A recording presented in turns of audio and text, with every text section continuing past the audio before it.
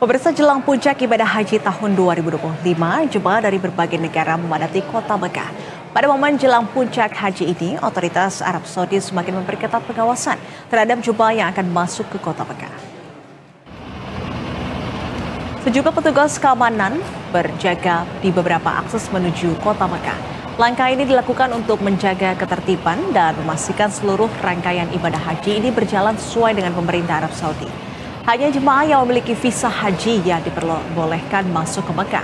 Sementara itu, 3 warga negara Indonesia sempat ditemukan aparat keamanan Arab Saudi di area gurun wilayah Jumu Makkah. 1 orang meninggal dunia, 2 orang berhasil diselamatkan. KJRI pun mengimbau seluruh WNI tidak terlibat aktivitas haji non-prosedural serta mematuhi peraturan dan ketentuan yang berlaku di Arab Saudi. Gurun, supir taksi melihat adanya razia patroli keamanan dan ketiga orang itu diturunkan di padang pasir dan mereka harus berjalan jauh mencari tempat hingga akhirnya ditemukan oleh drone dalam keadaan sakit dan yang satu sudah meninggal. Jadi KJRI menghimbau bagi warga negara Indonesia yang sudah berada di Saudi dan ingin masuk ke Arab Saudi, ingin melaksanakan umroh tanpa menggunakan tasrih haji untuk berpikir ulang karena memang keamanan Arab Saudi saat ini semakin diperketat menjelang. Dan untuk mengetahui kondisi terkini ibadah haji di Arab Saudi, kita sudah terhubung dengan jurnalis Berita 1 Dwi Suci Amalia yang berada di Tanah Suci. Selamat sore waktu Indonesia, Dwi.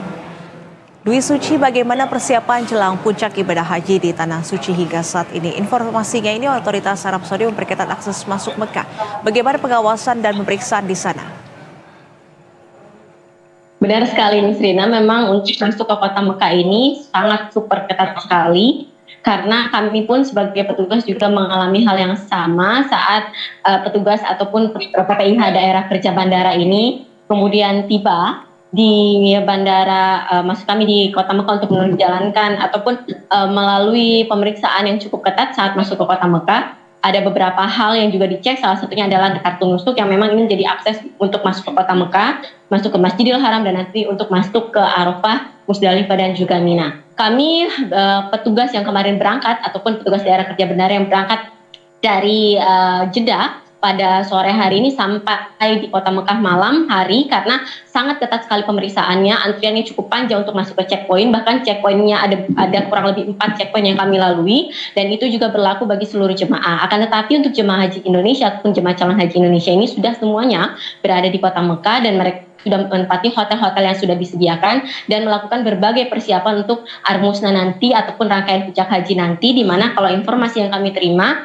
jemaah calon haji Indonesia ini akan mulai diberangkatkan ke Arafah pada pukul 7 waktu Arab Saudi pada hari Rabu 8 Zulhijjah atau 4 Juni, dan di mana nanti dari sanalah kemudian akan dilangsungkan kemudian menjadi puncak haji, rangkaian puncak haji. Selanjutnya kemudian akan mabit Musdalifah dan juga mabit di Mina. Untuk jemaah calon haji memang ada beberapa skema yang telah disiapkan. Salah satunya adalah yang baru diberlakukan kembali pada tahun ini, yakni skema Tanazul, di mana untuk mengurangi ataupun mengurai kepadatan jemaah saat berada di tenda Mina, beberapa jemaah yang hotelnya ini berada dekat dengan Jamarot ataupun tempat melontar jumroh ini akan kemudian tidak menginap di tenda Mina setelah melakukan mabit, namun kembali ke hotel dan setelah melakukan mabit dan lempar jumroh akan kembali ke hotel dan tidak menginap di tenda Mina. Informasi yang kami terima bahwa kurang lebih ada sekitar 18,2% atau sekitar 37.000 jemaah calon haji Indonesia yang akan ikut skema Tanazul ini, dan ini sudah dilakukan pendataan oleh petugas-petugas haji yang sudah berada di kota Mekah, termasuk pula nanti skema murur yang akan dijalani